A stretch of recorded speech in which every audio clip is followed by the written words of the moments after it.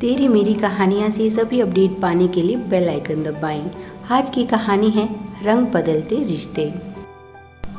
अगली रात आकाश माँ को फ़ोन करता है और उन्हें बताता है उसकी छुट्टी मंजूर हो गई है और अगले महीने वह घर आ जाएगा। वह माँ से कहता है, माँ मैं चाहता हूँ हमें रजत की शादी अब जल्दी से जल्दी कर देनी चाहिए। उसकी बात सुनकर कादम्बरी जी बोलती हैं, बेटा तूने मेरे मुंह की बात छीन ली। मैं भी तुझसे यही कहने वाली थी। तेरी बुआ ने तो एक लड़की पसंद भी कर ली है। यह सुनकर आकाश बोला, माँ यह तो बहुत अच्छी बात है। अगर बुआ को लड़की पसंद है तो ज़रूर अच्छी ही होगी, पर फिर भी मैं चाहता हूँ तुम अपनी तरफ से भी 2-4 लड़कियाँ पसंद कर लो, जिससे अब की बार जब मैं आऊँ तो कम से कम हम शरद की सगाई तो कर ही दें। कादम्बरी जी बोली, तू ठीक कह रहा है। जैसे ही तू यहाँ आ जाएगा हम सबसे पहले तेरी बुआ वाली लड़की को देखने चलेंगे। आकाश बोला, ठीक है माँ, मैं अगले महीने की 15 तारीख को घर पहुँच जाऊँगा। तब तक तुम सारी तैयारी कर लेना। हाँ, पर शरद की रजामंदी ज़रूरी है, क्योंकि मैं नहीं चाहता कि वह किसी दबाव में आकर शादी करे। अगर अभी शादी नहीं करना चाहता तो हम ज़ोर ज़बरदस्ती नहीं करेंगे। सबसे पहले उसके मन की बात पूछ लो। कादम्बरी जी बोली, इस बात की तू चिंता मत कर। मैंने शरद से बात कर ली है, तभी तो तुझे कह रही हूँ। आकाश बोला, बस फिर तो कोई परेशानी है ही नहीं। आप तो बस आराम कीजिए, मैं और माधुरी सब संभाल लेंगे। और सहायता के लिए ज्योति और शरद भी तो हैं। माधुरी का नाम सुनकर कादम्बरी जी बिल्कुल शांत हो गई। सभी बहुत खुश थे। जोर शोर से शरद के लिए लड़कियां देखी जाने लगी।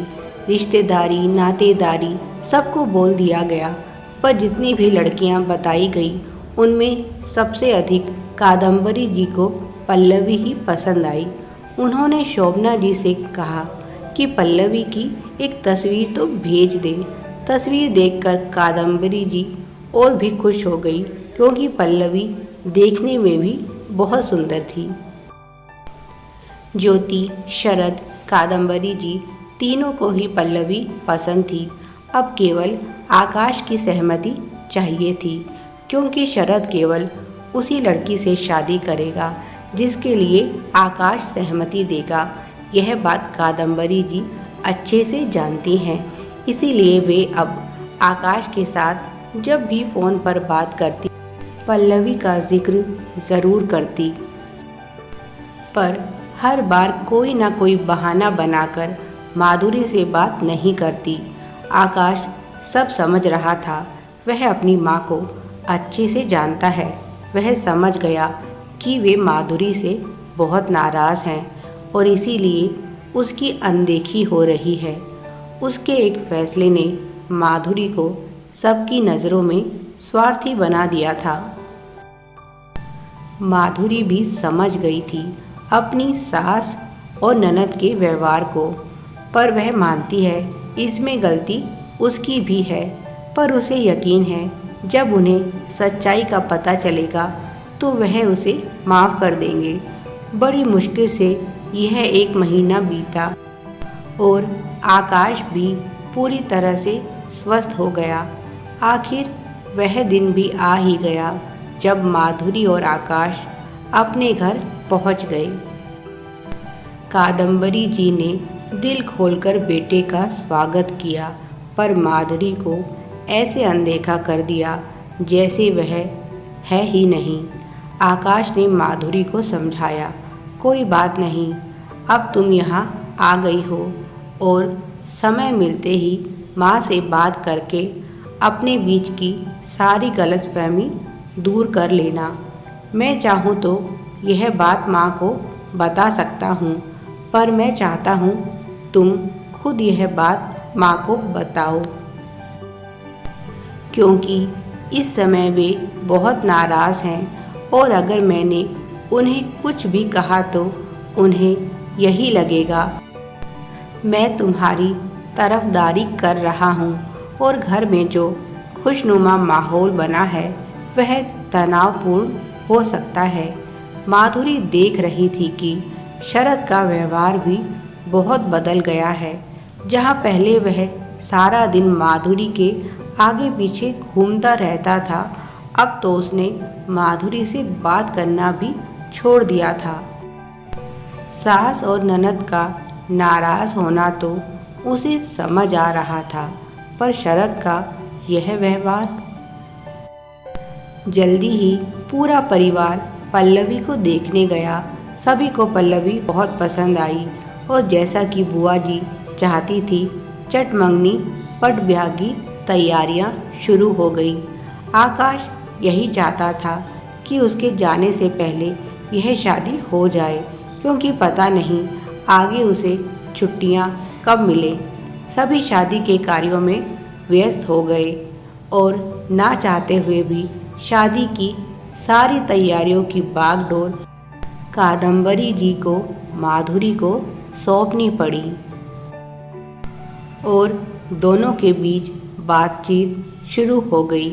इस बीच माधुरी ने बहुत कोशिश की अपनी सास से बात करने की, पर वह हर बार माधुरी को टाल देती और कहती पुरानी बातों को याद करने का कोई फ़ायदा नहीं, जो हुआ अच्छा ही हुआ।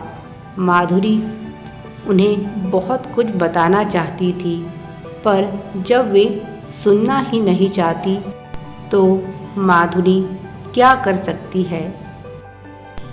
उसने भी यही सोचा कि जब फुर्सत होगी तब आराम से बैठकर माँ जी को सारी बात बता दूंगी और शायद तब तक उनकी नाराज़गी भी कुछ कम हो जाएगी।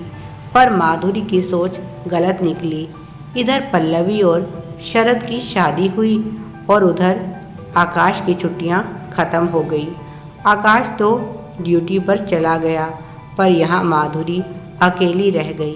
कहने को तो सब उसके अपने थे, पर सब उससे अजनबियों जैसा व्यवहार करते।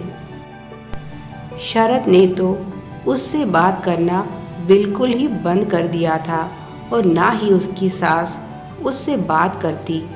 थोड़ा बहुत अगर कोई उससे बात करता था तो वह थी पल्लवी, पर वह भी अपने पति और सास के रंग में रंगती जा रही थी। उसने माधुरी की बहुत तारीफ सुनी थी शोभना जी के मुंह से कि घर में माधुरी का सिक्का चलता है, तुम्हें अपनी जगह बनाने के लिए बहुत मेहनत करनी पड़ेगी। पर यहाँ तो उसे कुछ करना ही नहीं पड़ा। वह देख रही थी कि माधुरी का तो घर में अस्तित्व ही नहीं रह गया था। ना तो कोई उससे बात करता, ना कोई उसके हाथ का खाना खाता। जब सारा परिवार एक साथ बैठकर खाना खा रहा होता, उस समय भी माधुरी को नज़रअंदाज कर दिया जाता, जैसे कि वह वहाँ बैठी ही नहीं। माधुरी अपनों के इस व्यवहार से बहुत दुखी थी और उसने एक और बड़ी गलती की कि आकाश के सामने इसके बारे में एक शब्द भी नहीं कहा। एक दिन पल्लवी की तबीयत सुबह से ही बहुत खराब थी। वह बार बार उल्टियाँ कर रही थी, तो माधुरी ने सोचा आज नाश्ता मैं बना देती हूँ, और उसने शरद की पसंद के आलू के पराठे बनाए। उसने शरद से कहा आज पल्लवी की तबीयत कुछ ठीक नहीं है, इसीलिए नाश्ता मैंने बनाया है। देखो तुम्हारी पसंद के पराठे बनाए हैं, खाकर बताओ तो सही कैसे बने हैं। पर उसने पराठे नहीं खाए, बल्कि सूखी ब्रेड खाकर ऑफिस चला गया। शरद के इस बर्ताव से माधुरी का दिल टूट गया। जब उसने नाश्ता अपनी सास को परोसा तो उन्होंने भी पराठे खाने से मना कर दिया और अपने लिए थोड़ी खिचड़ी बना ली। सारे पराठे यूं ही रखे रहे, माधुरी ने भी कुछ नहीं खाया। यह देखकर पल्लवी को बहुत खुशी हुई।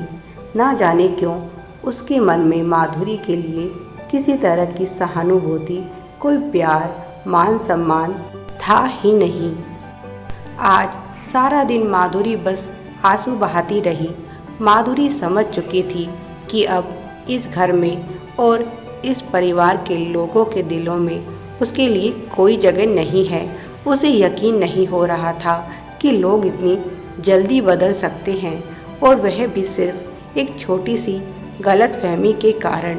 अगर माधुरी ने अपनी सास को कुछ नहीं बताया तो क्या उनका हक नहीं बनता था कि वह माधुरी से जानने की कोशिश करे कि माधुरी ने उनसे बात करनी क्यों बंद कर दी थी। Please like, share and subscribe. Thanks for watching.